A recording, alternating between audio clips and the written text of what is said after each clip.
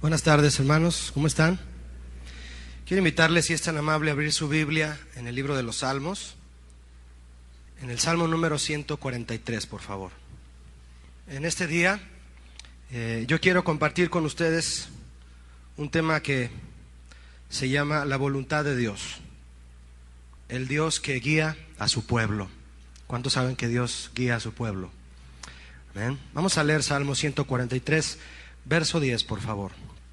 Dice así: enséñame a hacer tu voluntad, porque tú eres mi Dios. Tu buen espíritu me guíe a tierra de rectitud. Así como otros aspectos del carácter de Dios, mis hermanos, que ya hemos visto, su voluntad es uno más y muy importante también, que debemos escudriñar, debemos saber en qué consiste la voluntad de Dios, porque conocer la voluntad de Dios es conocer a Dios. ¿Está de acuerdo con eso? Conocer la voluntad de Dios es conocerlo a Él. ¿Qué es voluntad? Voluntad, en base a una definición humana, de un diccionario, es lo siguiente: es la potencia del alma que mueve a hacer o no hacer una cosa. Es la elección hecha por el propio dictamen o gusto. Es la disposición o mandato de una persona. Es la intención o resolución de hacer una cosa. Y es también la elección de una cosa sin precepto o impulso externo que obligue a ello. Eso es voluntad. Dios, en su sabiduría, creó al hombre con libre voluntad. ¿Cuántos tienen libre voluntad? Nos creó con libre albedrío, ¿verdad? Él es sabio y así nos creó, con libre albedrío. Sin embargo, aunque esto es bien sabido por nosotros, debemos estar conscientes de que si somos guiados por Dios en todo tiempo, cumpliremos no solo los buenos objetivos que nos proponemos, sino que cumpliremos un plan, el plan más alto al que cualquier ser humano pueda aspirar cumplir. Y ese es el plan que está en la perfecta voluntad de Dios. ¿Verdad que sí? En la Biblia, nuestro precioso libro, se pueden encontrar formas diversas en las que está definida la voluntad de Dios, en las que está escrita. Pero todas ellas, todas esas definiciones que encontramos, nos llevan a una sola conclusión. Y es muy interesante, yo quiero invitarle a verla. Vaya conmigo, por favor, para comenzar a 1 Samuel 13. 1 Samuel capítulo 13. Esta es la ocasión en que el profeta Samuel es enviado por Dios. Él no hacía nada que Dios no le enviara a hacer, con el rey Saúl. Usted conoce la historia del rey Saúl. Los que nos visitan por primera vez, bienvenidos. Yo quiero comentarles que el rey Saúl era un rey muy particular, muy especial. Si no han escuchado nunca de él, bueno, pues es un rey a quien Dios exhortó a través de Samuel por no obedecer lo que Dios le decía. Y en 1 Samuel 13, verso 13 también, dice así: entonces Samuel dijo a Saúl: locamente has hecho. No guardaste el mandamiento de Jehová tu Dios que él te había ordenado. Pues ahora Jehová hubiera confirmado tu reino sobre Israel para siempre. Mas ahora tu reino no será duradero. Jehová se ha buscado un varón conforme a su corazón, al cual Jehová ha designado para que sea príncipe sobre su pueblo, por cuanto tú no has guardado lo que Jehová te mandó. El rey Saúl, mis hermanos, era un rey que no hacía la voluntad de Dios, porque no lo amaba. ¿Me escuchó? El rey Saúl era un hombre que no hacía la voluntad de Dios porque no lo amaba. Y no lo amaba porque no lo conocía. Es imposible no amar a Dios después de conocerlo, ¿verdad? Y esa fue la razón por la que fue arrastrado a hacer su propia voluntad. Esa fue la razón. Y Samuel le dijo: Jehová se ha buscado, Saúl, un varón diferente a ti, un varón que es conforme a su corazón, le dijo Samuel. Mire, me gusta mucho la versión en inglés. No sé si a usted le gusta leer a veces en otros idiomas o versiones. La versión en inglés traducida al español de esta característica de David dice: el Señor se ha encontrado un hombre que camina tras el propio corazón de Dios. Como si, como cuando juegas con un perrito, ¿verdad? A darle una galleta, y a donde muevas la galleta va la vista del perrito, ¿verdad? Y mira para acá y mira para acá. Como si de esa manera David siguiera a dónde va el corazón de Dios. Eso significa, y es una traducción muy sorprendente, ¿no? Escucharlo de esta manera. Un hombre que va tras el propio corazón de Dios. Quiero preguntarle, ¿tiene Dios corazón? ¿Cuántos creen que sí? Sí, porque nos hizo a su imagen, ¿verdad? Nos hizo a su imagen. Pero ¿qué significa aquí el corazón de Dios? Aquí, ¿qué significa el hecho de que Samuel dijo un hombre conforme al corazón de Dios? La palabra corazón aquí, en el hebreo antiguo, es una palabra que se dice lebab, muy interesante. Es una palabra que se refiere al órgano más interno del hombre.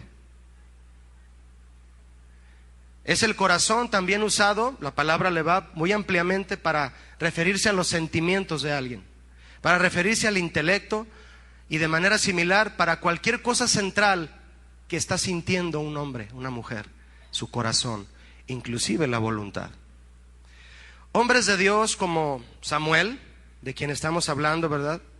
Que plasmaron en la Biblia la palabra levav, que se referían a ese vocablo hebreo, como Samuel en este caso, lo usaron refiriéndose al órgano del cuerpo humano en donde ellos pensaban en aquel entonces, y lo interpretaban así, que era el lugar en donde el hombre guardaba lo más profundo de su ser, y en este caso Dios. David era un hombre que sabía lo que Dios sentía en su corazón, así lo podemos decir, ¿verdad? En este sentir del corazón están, dice el significado hebreo, están el alma, el ánimo, el deseo, el entendimiento, la inteligencia, los propósitos y la voluntad. Ahí están en el corazón, y en este caso del corazón de Dios. El verso que usted y yo leímos al principio es de David, ese hombre de quien estamos hablando. Léalo conmigo nuevamente, mi hermano, por favor. Salmo 143:10. Tal vez lo apartaste ahí con un listón de tu Biblia. Ábrelo y vamos a leerlo otra vez. Dice, Salmo 143:10. Enséñame a hacer tu voluntad, porque tú eres ¿quién? Mi Dios. Tu buen espíritu me guíe a tierra de rectitud. Aquí la palabra voluntad es una palabra que significa ser aceptable, significa deleite, significa agradar, contentar, y también significa satisfacer una deuda, complacer y someterse. Es decir, es como si David dijera entonces: Señor, tu voluntad es mi deleite, es algo que debo hacer. Cuando tú debes algo, tienes que pagarlo, ¿no? ¿Te has fijado que decimos, debo obedecer a Dios? Cuando tú dices debo, es porque tienes que pagar. ¿Sí o no? Un pagaré, hoy nomás deberé. Un pagaré se firma porque tú te comprometes a pagar, ¿verdad? Lo debes. Y si tú dices, yo debo hacer la voluntad de Dios, como decía David, es porque él sabía el centro de lo que le estaba diciendo a Dios. Yo debo y quiero pagar al Señor para como satisfacer una deuda. Así la voluntad de Dios. Quiero preguntarle otra cosa, hermano. ¿Por qué debemos buscar y hacer la voluntad de Dios? ¿Alguno de ustedes podría pensar en algo ahora mismo? Tal vez a algunos de ustedes no se les ocurre nada, porque no aman la voluntad de Dios, pero ese es el reto este día. ¿Por qué debemos buscar y hacer la voluntad de Dios? Tú puedes decir, yo quiero hacerla, Julio, porque Él me salvó. Me sacó de un lugar de drogas, de perdición, de promiscuidad. Me sacó de lo peor, Julio, por eso yo quiero hacer su voluntad. Esa es una buena razón. ¿Cuántos dicen que sí? Es una buena razón. David tenía una razón. ¿Cuál es? Porque David creía en Dios y era un hombre que conocía y amaba a Dios por sobre todas las cosas. Y en este mismo verso él expresa la razón por la cual desea hacer su voluntad. ¿Ya la vio? Fíjese otra vez. Enséñame a hacer tu voluntad. ¿Por qué? Porque tú eres mi Dios. Simplemente porque tú eres mi Dios. Mire, David creía, amaba a Dios, hablaba con Él y sabía que cada vez que Él lo invocara, Dios le iba a responder. En un salmo, el 86:7, David le dice a Dios, en el día de mi angustia te llamaré, Señor, porque tú me respondes. ¿Cuántos saben que Dios responde? ¿De veras lo sabe o me dijo amén por inercia? Bueno. En el día de mi angustia te llamaré, decía David, porque tú me respondes.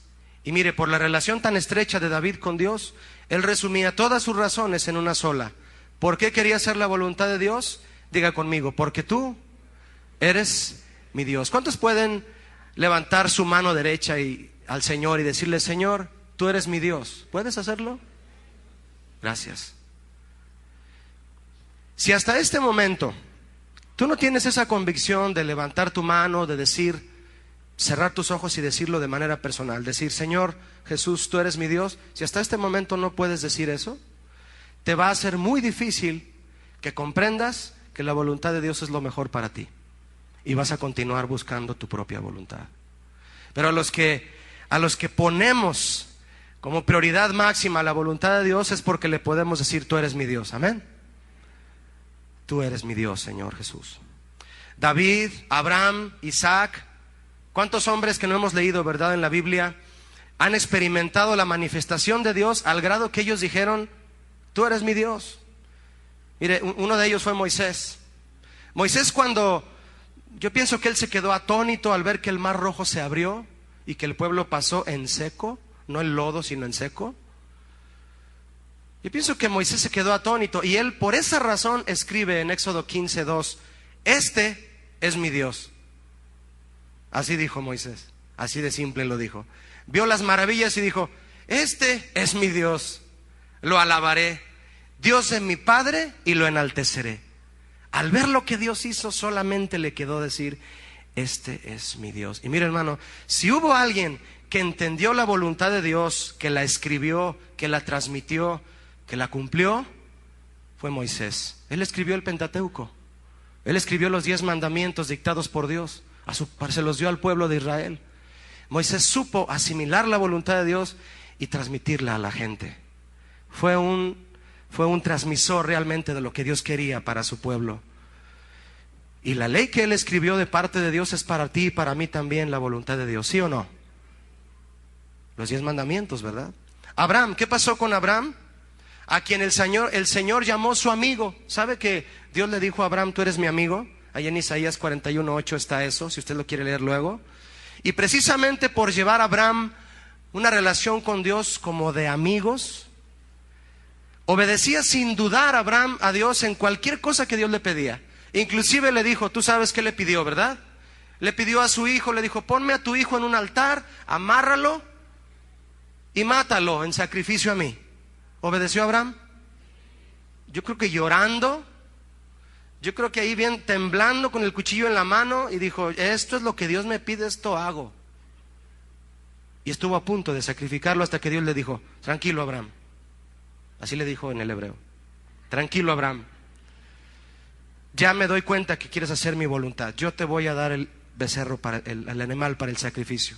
¿Qué pasó con José, el hijo de Jacob? ¿Recuerda lo que pasó José? A través de lo que pasó después de pasar por la peor humillación, por la envidia de sus hermanos y por las peores calumnias de una mujer llena de lascivia en Egipto. Fue echado a la cárcel, acusado injustamente, pero guardó su corazón de la queja y la amargura Y cuando llegó al lugar a donde Dios lo quería llevar, dijo algo que cuando yo lo leo, hermano, ahí en Génesis 45, cuando usted lo lea en su casa, él dijo: porque para preservación de vida me envió Dios aquí. Él no dijo: Señor, ¿por qué estoy en la cárcel? ¿Por qué me pasa esto? ¿Por qué se me poncha la llanta si tengo que llegar a las 11? ¿Por qué esto? ¿Por qué esto? ¿No le suena familiar eso? Pero José no se quejó así. Perdonó a sus hermanos y salvó a toda una nación de la muerte por el hambre. Y sabía José que el sufrimiento fue usado en la voluntad de Dios para salvar a otros. Mire qué sabio fue José, qué paciente. ¿Y sabe por qué fue paciente, hermano? Porque él sabía que no estaba cumpliendo con un proyecto personal. Mucho más que eso, él estaba cumpliendo con la voluntad de Dios. ¿Cuántos saben que la voluntad de Dios es mucho más allá que nuestros proyectos personales? Sí, yo sé que tú lo sabes y lo aseguras, ¿verdad? A diferencia de la voluntad de Dios, la voluntad del hombre lleva en sí misma otras intenciones, de otra clase, según nos muestra la Biblia. Vaya conmigo, si es tan amable, a Isaías 58, por favor. ¿Qué hay detrás de la voluntad del hombre? Vamos a ver. Isaías 58, 13 dice así: está Dios hablando a Israel y les dice. Cuando lo esté leyendo, haga de cuenta que Dios nos está hablando a nosotros, ¿saben? Porque eso es lo que realmente es. Si retrajeres del día de reposo tu pie, de hacer tu voluntad en mi día santo, y lo llamares delicia, santo, glorioso de Jehová, y lo venerares, no andando en tus propios caminos, ni buscando tu voluntad, ni hablando tus propias palabras, entonces te deleitarás en Jehová, y yo te haré subir sobre las alturas de la tierra, y te haré comer la heredad de Jacob tu padre. ¿Por qué? Porque Jehová, la boca de Jehová, lo ha hablado. ¿Cuántos saben que cuando Dios habla algo lo cumple? ¿Cuántos escucharon la voz de Dios hace rato en la adoración? Usando a mis hermanas del coro, a Janet también, ¿verdad? Dios habla. Dios tiene boca aquí y dice que por la boca de Jehová esto fue hablado. Mire qué diferencias nos marca la palabra de Dios en lo que es la voluntad de Dios y la del hombre. Dios le dice al hombre: si retrajeres del día de reposo tu pie, del día que supuestamente Dios nos pide que se lo dediquemos a Él. Mucha gente hoy vive afanada, y aún cristianos prefieren quedarse a hacer el doble de ladrillos, ¿verdad? Como Israel, que salir de Egipto y estar en el templo, en el tabernáculo con Dios. Y dice: si te detuvieras de hacer tu voluntad en mi día santo y lo llamares delicia, como David le dijo a Dios a la voluntad de Dios, ¿verdad? Le digas delicia a lo que yo te mando a hacer, que algo que es santo y glorioso, y lo venerares no andando en tus propios caminos, ni buscando tu voluntad, ni hablando lo que tú quieres hablar. Eso dice ahí. Dice el Señor: entonces te deleitarás en mí, el Señor, y yo te haré subir. Diga conmigo: subir. Mira, hermano, Dios siempre quiere llevarnos a otros niveles más altos de los que estamos. ¿Cuántos creen esto? A veces pensamos que nuestros proyectos, nuestros planes, a veces piensas que tu trabajo, tus negocios que han sido bendecidos por Dios, claro, a veces piensas que ya has llegado a cierto nivel. Déjame decirte que los niveles a los que Dios lleva son más altos. Y dice aquí: yo te haré subir sobre las alturas de la tierra. ¿Por qué tierra? Porque el hombre solo se mueve en aspectos terrenales, pero Dios quiere hacernos subir a aspectos espirituales y celestiales. Y a ese nivel nos lleva la voluntad de Dios, porque la boca de Jehová lo ha hablado, porque esa es su voluntad. Mire, cuando Dios está exhortando aquí a Israel de que no siga su voluntad, la palabra voluntad aquí es una palabra que no es lo mismo que en otros pasajes que se refiere a la voluntad de Dios. Aquí es la palabra placer. Es un asunto como algo en mente. Dios está diciendo: si te retrajeres de hacer aquello que tienes en mente, significa también inclinarse a, agradarse con, desear, y la más contundente de todas, codiciar. Codiciar. Porque todo lo que hay en el mundo, los deseos de la carne, los deseos de los ojos y la vanagloria de la vida no proviene del Padre, ¿verdad? Dice la Biblia. ¿Proviene de qué? Del mundo. Mis hermanos, el hombre que piensa solo en sí mismo y en hacer su propia voluntad tendrá siempre la tendencia a satisfacer lo que su codicia le exige. ¿Sí o no? ¿Sabías que la codicia, exige? No te sugiere, te exige. Y cuando el hombre se mantiene ajeno a lo que Dios quiere por no conocer el corazón de Dios, se va arrastrado por la codicia. Y todo eso son cosas de la tierra, del mundo. Pero eso no proviene del Padre, dice Primera de Juan 2:16. Proviene del mundo. Y Dios decía, detén tu pie de hacer tu propia voluntad, escúchame a mí, busca mi voluntad. Mire, vaya conmigo, si es tan amable, a Efesios 5. Efesios 5, por favor. 17.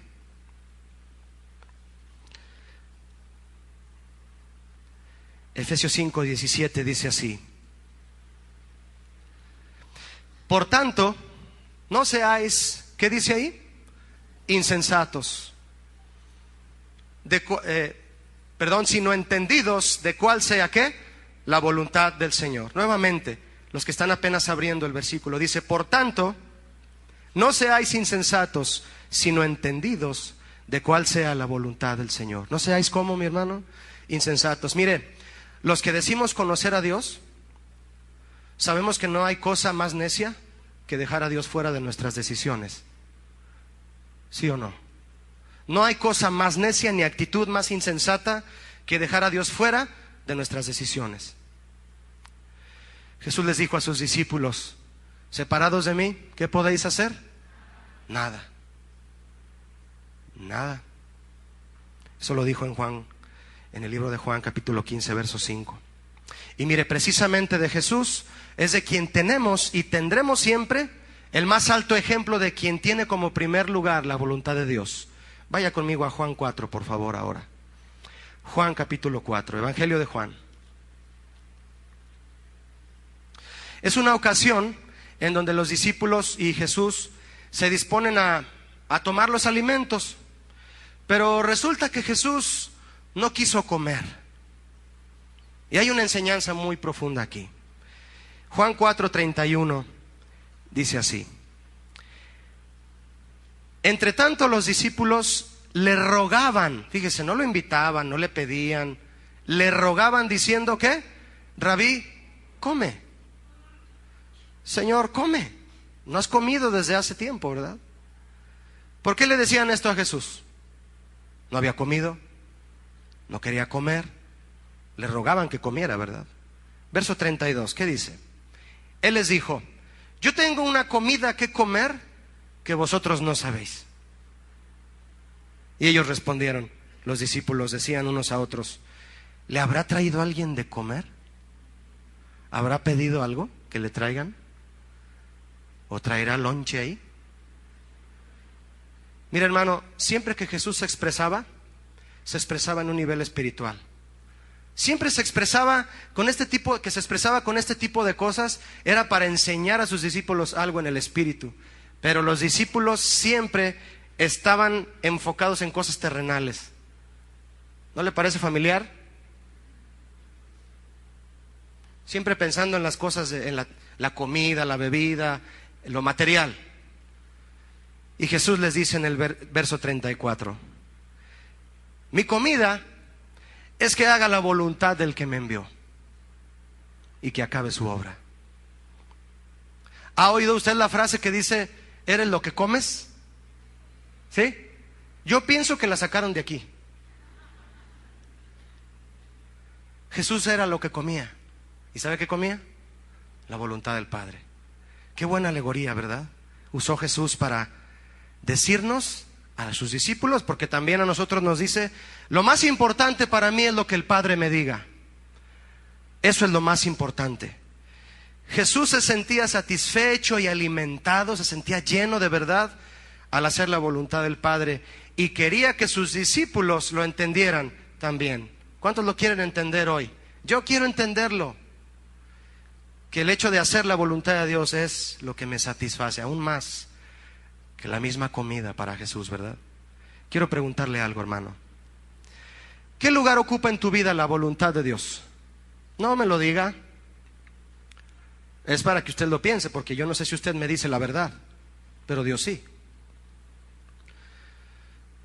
¿Qué lugar ocupa la voluntad de Dios en tu vida? Mire, yo conozco gente que no come, que ayunan, hasta que Dios les habla para decirles lo que Él quiere que hagan en ciertas situaciones en donde ellos no pueden decidir correctamente. ¿Has estado tú en alguna situación donde sabes que tú no puedes decidir lo mejor? ¿Sí o no? Yo sí. Y hay que estar pendientes y buscar la manera de, Señor, háblame, por favor. También conozco gente que no deja de comer, aunque todo esté al revés por sus malas decisiones. Son las personas que dicen, Dios en mi vida tiene la última palabra. Sí, porque hasta el último le preguntas, ¿verdad? Que en mi vida Dios tenga la primera palabra. Como dice Apocalipsis capítulo 4, el apóstol Juan escribe y dice, y tuve una visión, y la primera voz que oí,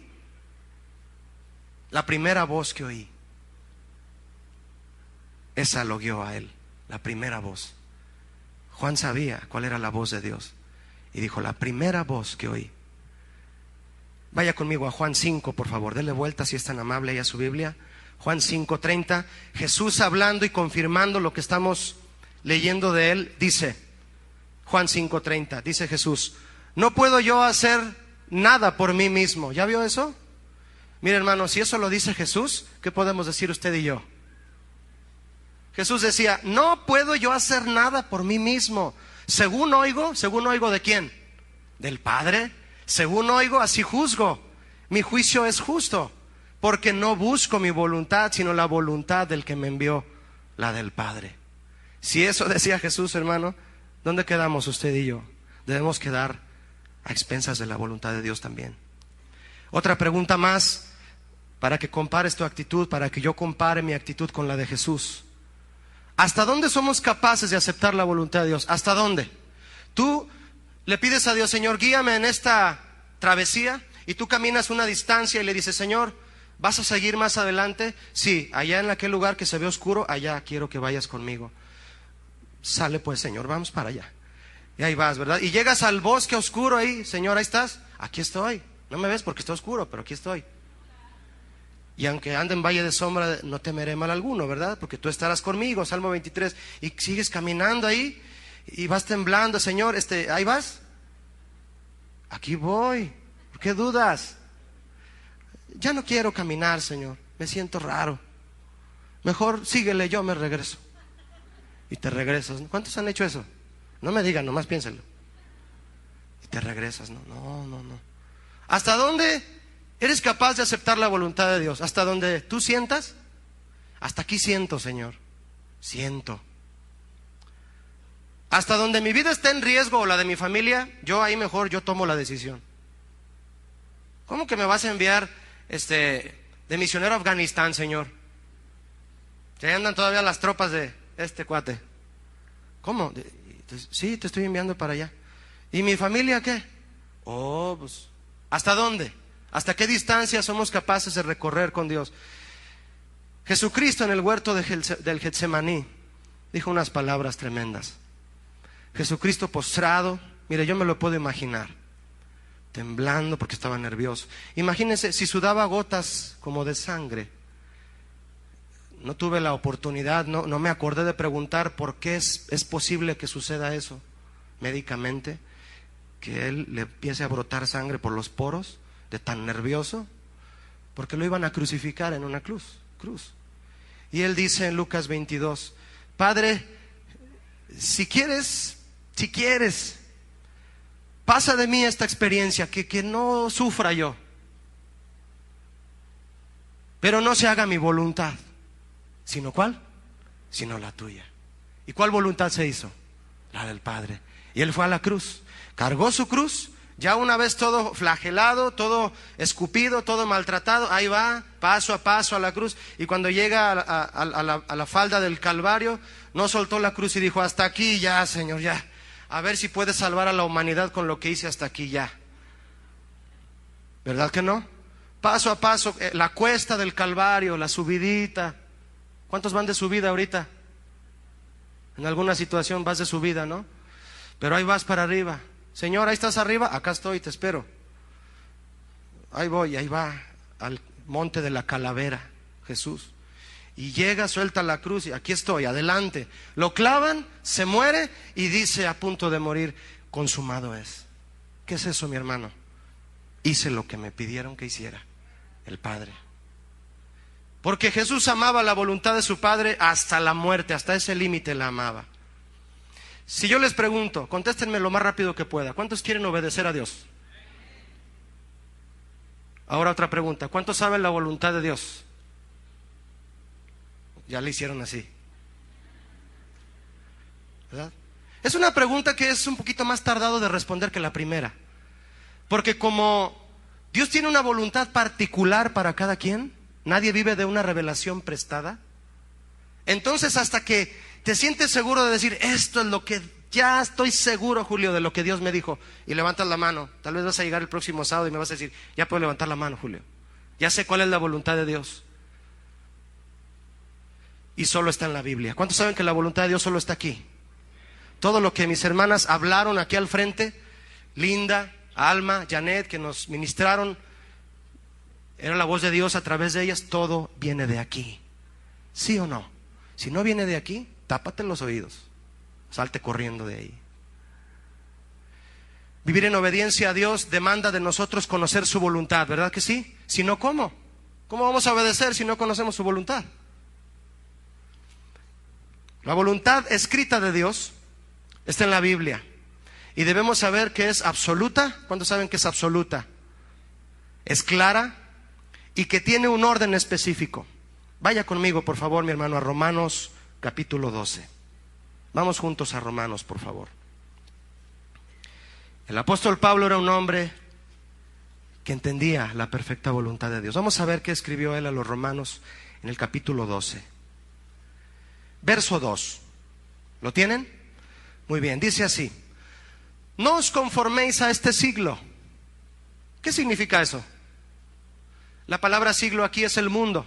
¿Sabías que tú y yo somos como una especie de gelatina? Bueno, algunos hasta ahí. Somos como una gelatina. El mundo es un molde, ¿sí o no? Si tú te avientas al mundo, te amoldas a la forma del mundo. Si el mundo tiene la forma de un Mickey Mouse, tú vas a salir con forma de Mickey Mouse. Si el mundo tiene forma de fornicación, tú vas a salir todo un fornicador profesional. Si el mundo tiene la forma de esto, tú te haces a la forma de eso. La Biblia es un molde, ¿sabías? Y si nos aventamos a la Biblia, Dios nos moldea a la imagen de su palabra. Y dice Pablo aquí: no os conforméis a este siglo, sino transformaos. No se queden como están. Transformaos por medio de la renovación de vuestro entendimiento. ¿Para qué, mi hermano? ¿Para qué pide esto Pablo, Dios a través de Pablo? Para que comprobéis cuál sea la buena voluntad de Dios, agradable y perfecta. Mis hermanos, la voluntad de Dios consiste en 3 áreas y están ordenadas por Dios de esta manera y no cambia. La voluntad de Dios consiste en que nosotros primero seamos lo que Él quiere. Después consiste en hacer, en que hagamos lo que Él quiere. Y después consiste en estar, en que estemos donde Él quiere. Ser, hacer y estar. Y todos nosotros en muchas ocasiones, por confundirnos, al no saber qué es lo que Dios quiere para nosotros, lo revolvemos todo. ¿De qué me sirve estar en un lugar si no sé lo que voy a hacer? ¿Está bien o no? No me sirve. ¿De qué me sirve saber lo que voy a hacer si no estoy donde Dios quiere que esté? Hay mucha gente que va de iglesia en iglesia sin pedirle a Dios dónde quiere que estén. Hay mucha gente que tiene el atrevimiento de irse a otra ciudad sin haberle preguntado a Dios y regresan todos pobrecitos. Hay mucha gente que tiene la osadía de, y estoy hablando de cristianos. ¿Cómo usted cree que me voy a referir a gente que no ama a Dios? Claro que no. Hay gente que toma sus decisiones y después que regresan dicen, no era lo que Dios quería. Aún así Dios usa todo para nuestro bien, ¿sí o no? Pero sí o no, a veces hacemos cosas que no nos pide Él. Claro que se nos sale de control. Dios quiere que primero seamos lo que Él quiere que seamos, para después decirnos qué hacer y dónde estar. Mire, por ejemplo, ¿dónde nació, dónde creció y se educó Moisés? ¿Quién sabe decírmelo? En Egipto. Moisés creció y se educó en Egipto por la hija del faraón, ¿verdad? Muy bien. ¿De dónde Moisés iba a sacar a Israel a la libertad? De Egipto. Muy bien. ¿Por qué no se quedó en Egipto a hacer lo que él ya estaba destinado por Dios que iba a hacer? ¿Por qué? Ya estás aquí, pues aquí te empiezo a usar. ¿Por qué? Porque primero, él no era el Moisés que Dios quería que fuera. Necesitaba ser cambiado. Y segundo, él no sabía que él iba a ser el libertador de Egipto. Hasta que fue a la tierra de Madián, al monte Oreb, ahí Dios le habló y le dijo: tú eres Moisés y eres esto y quiero usarte para hacer esto y esto. Y entonces volvió a Egipto. ¿Me explico? Primero se trata de que seamos, mi hermano, quien Dios quiere que seamos. ¿De qué te sirve estar pidiéndole a Dios: Señor, ¿dónde quieres usarme? ¿A dónde me quieres llevar? ¿Qué quieres que haga? Y tienes un carácter terrible. Dios quiere tratar mi carácter antes que decirme lo que debo hacer en un ministerio, en algo, y llevarme a algún lugar. Siempre se va a enfocar la voluntad de Dios primero en mi corazón. Si quiere comprobarlo conmigo, siga leyendo ahí donde nos quedamos en Romanos. Leímos el verso 2 del capítulo 12, ¿verdad? Mire, el apóstol Pablo está hablando de que te transformes. Dios nos habla a través de él, de que nos transformemos a través de la renovación de nuestro entendimiento para que comprobemos la voluntad de Dios. Y fíjese lo que él escribe enseguida de haber escrito eso. Versículo 9 de Romanos 12, verso 9. El amor sea sin fingimiento. Eso significa sin hipocresía. Aborreced lo malo, seguid lo bueno. Amaos los unos a los otros con amor fraternal. En cuanto a honra, prefiriéndoos unos a otros. 14, verso 14 de Romanos 12. Bendecid a los que os persiguen, bendecid y no seas un mal hablado. 17. No paguéis a nadie mal por mal. Procurad lo bueno delante de todos los hombres. Si es posible, en cuanto dependa de vosotros, estad en paz con todos los hombres. No os venguéis vosotros mismos, amados míos, sino dejad lugar a la ira de Dios, porque escrito está: a mí es la venganza, yo pagaré, dice el Señor. Verso 20. Así que, si tu enemigo tuviere hambre, dale de comer. Si tuviere sed, dale de beber. Pues haciendo esto, ascuas de fuego amontonarás sobre su cabeza. No seas vencido de lo malo, sino vence con el bien, ¿qué? El mal. Hermanos, si resumimos este pasaje, podemos ver que Dios nos pide en su voluntad esto. Cuéntelas. No ser hipócritas. Aborrecer lo malo. Tener amor fraternal. Bendecir a los que te persiguen y te maldicen. No pagar mal por mal. No pensar en venganza. Amar a los que te ofenden. Vencer con el bien el mal. ¿Cuántas son? 8. 8 cosas en unos versos. Julio, ¿cuál es la voluntad de Dios para mí? Aquí está. Aquí está. Porque Dios quiere que primero seamos como Él quiere que seamos. Vaya conmigo, por favor, a Hechos 9, hermano. Vamos a ver un ejemplo de esto. Muy especial. Hechos 9. Precisamente el testimonio del que escribió lo que usted y yo leímos en Romanos. Pablo el apóstol. Hechos 9, dice así. ¿Lo tiene? Dice, Saulo, ¿quién era Saulo? Pablo, ¿verdad? ¿Qué significa Pablo? Pequeño. Respirando aún amenazas y muerte contra los discípulos del Señor, vino al sumo sacerdote y le pidió cartas para las sinagogas de Damasco, a fin de que si hallase algunos hombres o mujeres de este camino, los trajese presos a Jerusalén. Mis hermanos, ¿qué estaba haciendo Pablo? Era un hombre muy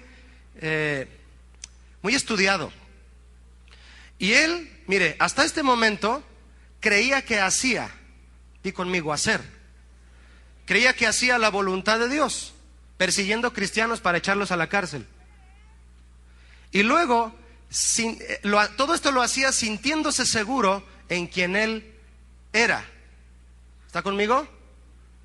¿Qué era Pablo? Él mismo dijo su currículo. Ahí en Filipenses 3, él dice: yo soy circuncidado, soy del linaje de Israel, de la tribu de Benjamín, soy hebreo de hebreos, soy en cuanto a la ley fariseo, soy perseguidor de la iglesia por el celo de Dios, y en cuanto a la justicia soy en la ley irreprensible. Ese es el currículo de Pablo. Y en ese currículo él se sentía seguro. Yo sé lo que soy y sé lo que estoy haciendo. Y escogió un lugar. Pensaba que él era algo, que hacía algo bien, y escogió un lugar. Escogió Damasco. Vamos a agarrar cristianos a Damasco. ¿Y qué pasó? Vea el versículo 3, por favor. Mas yendo por el camino, aconteció que al llegar cerca de Damasco, mire, ni siquiera llegó a Damasco. Se le ponchó la llanta. ¿Por qué no pude llegar a esa entrevista de trabajo, Julio? Me pagaban el doble que de donde estoy ahorita. Y reniegas y a los 3 meses te das cuenta que quebró esa empresa. Por algo Dios hace que se ponche la llanta, ¿verdad, hermano? Y después decimos: ay, qué bueno que se me ponchó la llanta. Gloria a Dios. Y yendo por el camino, repentinamente, cerca de Damasco, repentinamente, continúa en el verso 3, le rodeó un resplandor de luz del cielo. Y cayendo, ¿en dónde? En tierra. Mis hermanos, alguien que lleva su propia voluntad, en donde termina es comiendo tierra.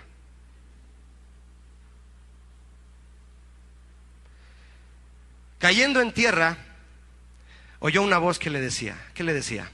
Saulo, Saulo, ¿por qué me persigues? Y Pablo dijo: ¿quién eres, Señor? Y le dijo: yo soy Jesús, a quien tú persigues. Dura cosa te es dar coces contra el aguijón. Yo antes no entendía eso, hermano, y después me dijeron una versión más popular. Significa: te estás poniendo las patadas con Superman. Sí, ¿cuántos de ustedes se atreverían a quitarse un zapato, el calcetín, y buscar un tubo así picudo y filoso y darle de patadas? Eso estaba haciendo Pablo, darle de patadas al aguijón. Eso le dijo Jesús. Estás en contra, Pablo, vas en contra total de lo que yo quiero. Le quieres enseñar el Padre Nuestro al señor cura. Verso 6. Él, Pablo, temblando y temeroso, dijo: Señor. ¿Qué le dijo? Dilo conmigo en voz alta, por favor, dilo. ¿Qué quieres que yo haga? La pregunta del millón. ¿Qué quieres que yo haga? Y el Señor le dijo: primero levántate. No estés ahí en tus cosas terrenales. No estés ahí arrastrándote en tu nivel de la tierra. Primero levántate. Y entra en la ciudad. Ahora sí le dijo el lugar, ¿verdad? Y ahí se te dirá lo que ¿qué? Lo que debes hacer. Primero trató con su ser. ¿Ya vio? ¿Sabe cómo trató con su ser de Pablo? Porque lo humilló. Estaba miedoso y temblando. Un hombre experto en las cosas de la ley, temblando ahí, ciego, así como con 2 escamas. Lo tuvieron que llevar de la mano a Damasco. El que iba todo gallar, así, con la frente en alto: yo voy a matar cristianos. Ahora tembloroso: y ayúdenme a caminar porque no veo. Ah, ¿verdad? Dice la Biblia que el miedo no anda en burro, ¿verdad? Le quiero preguntar algo, hermano. ¿Usted cree que si Pablo estaba temblando y temeroso es porque el orgullo se le quitó? ¿Quién dice que no? ¿Cómo que no? ¿Por qué dicen que no? No esperaba que me contestaran todos que sí. Me salió mal aquí el sermón. Si estaba temblando y temeroso es porque estaba totalmente humillado. Mire, si él hubiera estado orgulloso todavía, él hubiera dicho, estuviera en la tierra y se hubiera levantado. ¿Qué estás haciendo? ¿Quién te crees que eres? ¿Por qué provocas que me pase esto? Yo tomo las decisiones en mi vida. ¿Tú por qué? ¿Qué te pasa? ¿Le suena familiar? A mí sí. Pero no lo hizo. Pablo se rindió y le hizo a Jesús la pregunta correcta, porque ya estaba humillado. Y humillado era la forma en que Dios quería que él fuera, para poder decirle lo que hiciera y llevarlo al lugar que él quería. Y le dijo: Señor, ¿qué quieres que yo haga? Si todos los cristianos de hoy, en medio de cualquier situación, hermano, rendidos, preguntáramos al Señor: Señor, ¿qué quieres que yo haga? Otra cosa sería. ¿A cuántos de ustedes les gustaría nunca equivocarse? Hay gente que dice: Julio, yo nunca me equivoco. Yo nunca me equivoco. Ya está. Vaya conmigo a Hechos 22. Es donde continúa esta misma narración, pero hablada ya por Pablo mismo a los hombres de su tiempo. Hechos 22:13 dice. ¿Lo tiene? Voy a leer desde el versículo 12, por favor. Hechos 22:12. Dice: entonces uno llamado Ananías, varón piadoso según la ley, que tenía buen testimonio de todos los judíos que allí moraban, vino a mí y acercándose me dijo: hermano Saulo, recibe la vista. Y en aquella misma hora recobré la vista y lo miré. Y él dijo a mí, Ananías le dijo a Pablo: el Dios de nuestros padres te ha escogido para que conozcas su voluntad y veas al justo y oigas la voz. ¿De dónde? De su boca. ¿Cuántos saben que Dios habla? Dios habla, ¿verdad? Porque serás testigo suyo a todos los hombres de lo que has visto y oído. Ahora pues, ¿por qué te detienes? Levántate y bautízate y lava tus pecados. Invoca su nombre. Mis hermanos, Dios no da indicaciones a alguien que primero no ha transformado. ¿Está conmigo? No esperes que Dios te diga qué hacer ni a dónde ir si no te transforma primero aquí. Por esa razón, lo primero hay que pedirle a Dios: Señor, ¿cómo quieres que yo sea? Guíame en tu voluntad en cuanto a mi comportamiento. La voluntad de Dios, mis hermanos, se muestra para todos, pero también se muestra de manera particular. Nadie vive de una revelación de alguien más. No vas a estar observando lo que Dios hace con alguien más para: Señor, yo quiero que hagas eso que haces con él conmigo. No, Dios quiere un plan para ti exclusivamente. ¿Cuántos creen eso? Y debemos de ir por él. ¿En dónde? En oración, buscando en la Biblia, estudiando, siendo sensibles a la voz de Dios. Vaya conmigo para ver un caso de esto, porque es contundente para que podamos verlo. Vaya conmigo a Primera de Crónicas, por favor, hermano. Primera de Crónicas 14. Estuvimos hablando de David hace un momento, ¿verdad? Y de David vamos a ver en esta situación algo que él aprendió muy, muy especial. Primera de Crónicas 14. ¿Lo tiene? Dice así, mire. Vamos a ver el versículo 8. Primera de Crónicas 14, 8. Dice: oyendo los filisteos que David había sido ungido rey sobre todo Israel, subieron todos los filisteos en busca de David. ¿Para felicitarlo? ¿Qué querían hacer con él? Querían matarlo. Y cuando David lo oyó, salió contra ellos. Y vinieron los filisteos y se extendieron por el valle de Refaim. Mire, David salió contra ellos, pero lo empezaron a rodear. Y mejor dijo: ah, caray, mejor no le sigo. ¿Y qué hizo en el verso 10? Entonces David consultó a Dios. Ah, ya la cosa cambia, ¿verdad? Diciendo: Señor, ¿subiré contra los filisteos? ¿Los entregarás en mi mano? Y Jehová le dijo: sube, porque yo los entregaré en tus manos. Subieron pues a Baal Perasim y allí los derrotó David. Pues claro, ¿por qué ganó David? Porque hizo lo que Dios le dijo, ¿verdad? Dijo luego David: Dios rompió a mis enemigos por mi mano, como se rompen las aguas. Por esto llamaron el nombre de aquel lugar Baal Perasim. Y dejaron allí sus dioses, y David dijo que los quemasen. A David no le gustaba la idolatría, ¿verdad? Verso 13. Y volviendo los filisteos a extenderse por el valle. ¿Cuántos saben que Satanás es terco? Y no te va a dejar en paz hasta que te salgas de la voluntad de Dios. Y volvieron los filisteos a extenderse por el valle, y David volvió a hacer lo que Dios le había dicho primero. ¿Eso dice ahí? ¿No lo están leyendo en su Biblia? Y David volvió a consultar a Dios, y Dios le dijo: sube tras ellos. ¿Eso le dijo? Mi hermano, ¿fue la misma estrategia? ¿Por qué decidimos nosotros primero antes que preguntarle a Dios. Imagínese usted que David hubiera dicho, pues si la primera vez Dios me dijo sube y gané, pues vuelvo a subir. Pero Dios le dijo, ahora no vas a subir. Mire, si David hubiera subido como la primera vez. Y Dios le dijo, no vas a subir. Estoy en el verso 14. No subas tras ellos, sino que ahora ¿qué? Rodéalos para venir a ellos por delante de las balsameras. Y así que oigas venir un estruendo por las copas de las balsameras, sal luego a la batalla, porque Dios saldrá delante de ti. ¿Quién iba a pelear por David?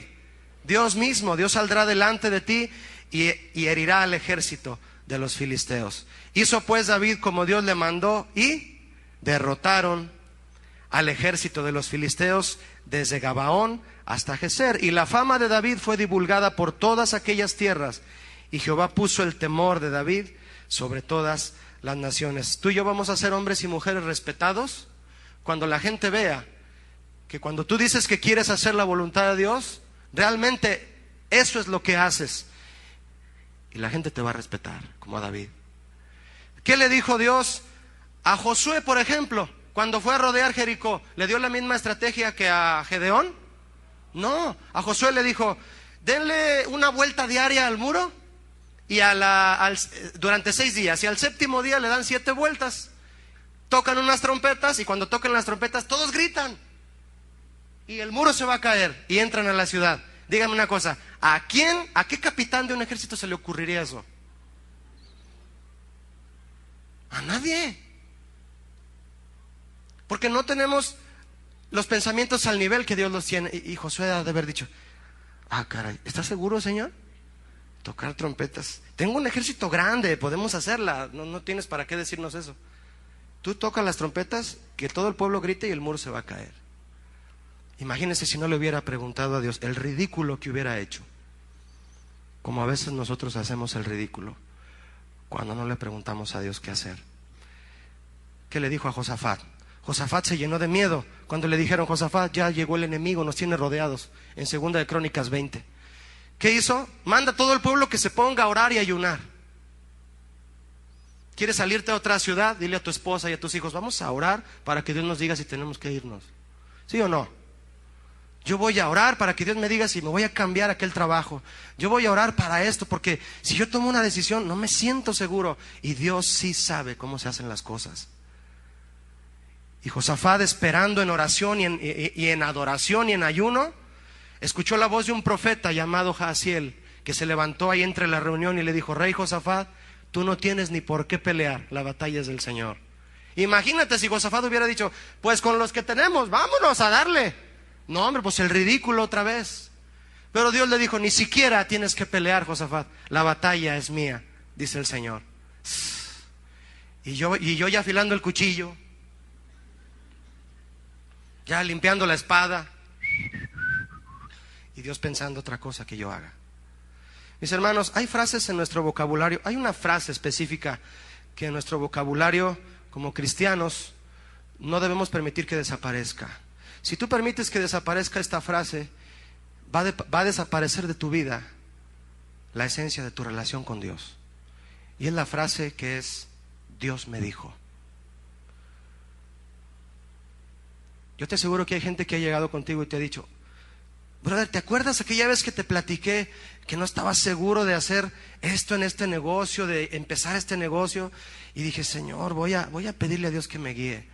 Y estuve orando días, semanas, esperando, leía la Biblia, en las predicaciones Dios me dijo varias cosas, y ¿sabes qué?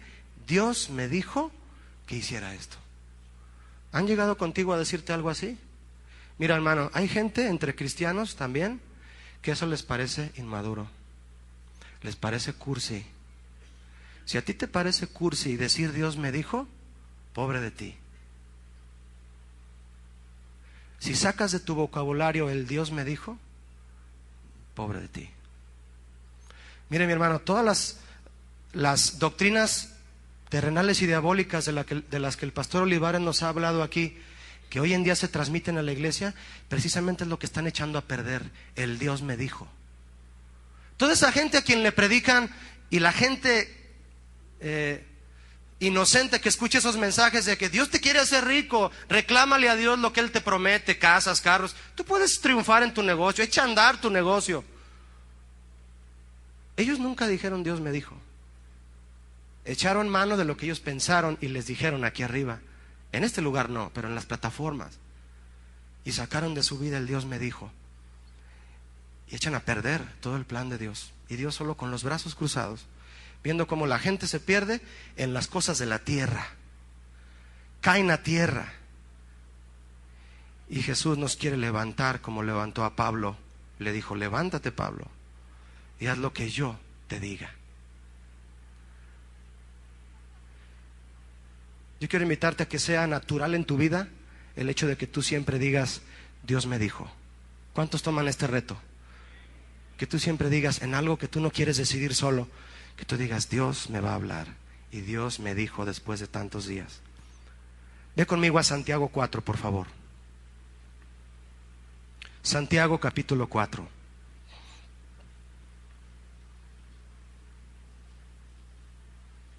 Verso 13. Si lo tiene, me dice amén, por favor. Muy bien, Santiago 4, 13. Dice así. Vamos ahora. Es una expresión como de, ándale pues. Eso significa. Está bien, vamos ahora los que decís, hoy y mañana iremos a tal ciudad y estaremos allá un año y traficaremos y ganaremos, cuando no sabéis lo que será mañana. ¿Quién es el único que sabe lo que va a pasar mañana? Dios. Porque, ¿qué es vuestra vida? Ciertamente es neblina que se aparece por un poco de tiempo y luego se desvanece. En lugar de lo cual debierais decir, si el Señor quiere. ¿Sí o no está en la Biblia esto? Si el Señor quiere, viviremos primero. Y luego haremos esto o aquello. Pero ahora os jactáis de vuestras soberbias. Toda jactancia semejante es mala. Y al que sabe hacer lo bueno, que es la voluntad de Dios, y no lo hace, ¿qué es? Le es pecado. Di conmigo, si Dios quiere. No saques nunca eso de tu vocabulario. No saques nunca de tu vocabulario, Señor, háblame, Señor, dime, el Señor me dijo. Quiero invitarte a leer un último versículo juntos. Está en 1 de Juan 2:17.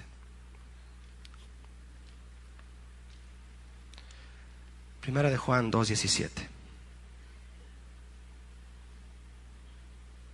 Vamos a leerlo con mucha atención. ¿Bien? Primera de Juan 2:17 dice, y el mundo, ¿qué? Pasa. ¿Qué es eso?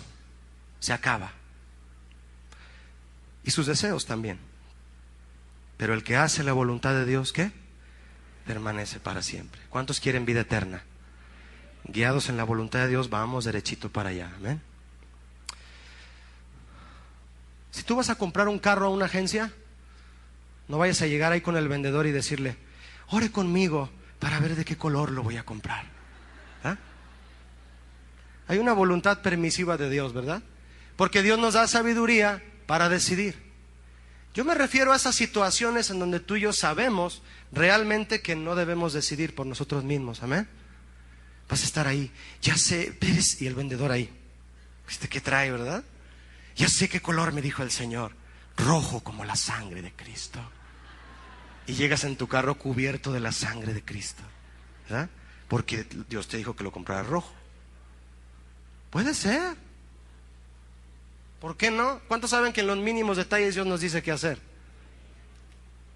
Algunos saben de lo que estoy hablando y otros no. Espero que todos terminen sabiendo de lo que estoy hablando. En una ocasión me compartieron una anécdota. La anécdota se llama Dios no se equivoca. ¿La quiere escuchar? Dice así, Dios no se equivoca. En un reino distante había un rey que no creía en la bondad de Dios. Tenía, sin embargo, un súbdito que siempre le recordaba acerca de esa verdad, de que Dios era bueno. Y le decía, rey mío, no se desanime, porque todo lo que Dios hace es perfecto, Él nunca se equivoca. Un día salieron los dos de cacería. el súbdito cargándole las armas al rey, de ahí va el rey. Cuando los ataca una fiera de la jungla, el súbdito consiguió defender al rey y mató al animal, pero no evitó que al rey la fiera le mordiera un dedo y se lo arrancara, y se quedó así con 9 de calificación, ¿verdad? Y se fue sin el meñique. ¿Y en qué me quedé? Sí. Le arrancó el dedo, ¿verdad? El rey, furioso por lo que había ocurrido y sin mostrar agradecimiento, obviamente, por el esfuerzo de su siervo, le reclamó: ¿y dices que Dios es bueno? Si Dios fuese bueno, yo no habría sido atacado ni habría perdido mi dedo. Y el siervo respondió: a pesar de todo, oh rey, solo puedo decir que Dios es bueno, y perder un dedo será para su bien. Lo que Dios hace es perfecto y Él nunca se equivoca. El rey, indignado por su respuesta, lo mandó al calabozo más oscuro y fétido. Te me vas al calabozo. Tiempo después, el rey salió a cazar solo y fue capturado por una tribu de indios muy temidos en aquel lugar, pues hacían sacrificios humanos a sus dioses. Prepararon jubilosos el ritual del sacrificio y repentinamente el sacerdote indígena exclamó furioso: este hombre no puede ser sacrificado porque está incompleto. Y nuestros dioses solo buscan sacrificios perfectos. Libérenlo. Y fue liberado. Y llegando al palacio, el rey asustado, el rey de chocolate. Llegando al palacio, el rey mandó liberar al siervo y le dijo: querido siervo, Dios fue realmente bueno conmigo. Tú debes haberte enterado que escapé de la muerte justamente porque no tenía mi dedo. Solo tengo una duda, le dice el rey.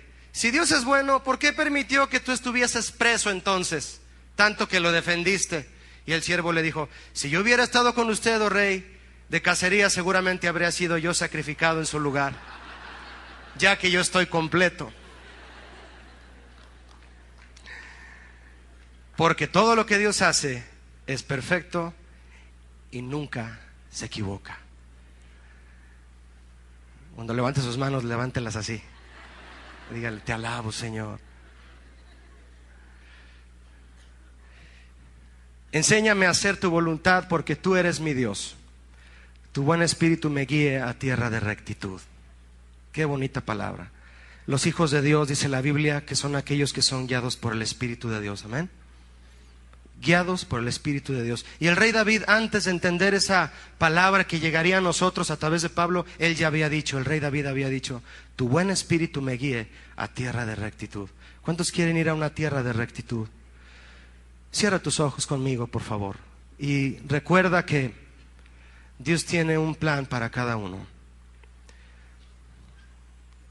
No te apegues al plan que Dios tiene de otra persona. No te apegues a lo que Dios está haciendo en alguien más. Dile: Señor, primero vamos a decirle gracias. Amén. Dile: gracias, Señor, porque me muestras que tu voluntad es perfecta. Y si tú puedes levantar un poquito más tu voz y tu mano derecha, tus manos, y decirle: Señor Jesús, yo quiero primeramente ser la persona que tú quieres que yo sea. Quiero ser humilde, agradecido, y oír tu voz que me dice cómo debo de ser, porque en tu voluntad lo más importante es ser como tú quieres que seamos, para poder después decirnos lo que quieres que hagamos. No puedo saber qué quieres que haga si antes no me transformas, Señor, más y más, hasta llegar a la imagen de tu Hijo. Dile con todo tu corazón: Señor, transfórmame, háblame. Que nunca se borre de mi vida, Señor, de mi vocabulario la palabra, la frase Dios me dijo, porque tú me hablas, Señor, y sé que me puedes guiar en todo momento. Y si en este momento, mi hermana, mi hermano, estás en una situación que no sabes qué decidir, yo estoy seguro que el Señor va a comenzar a poner en tu corazón la decisión correcta.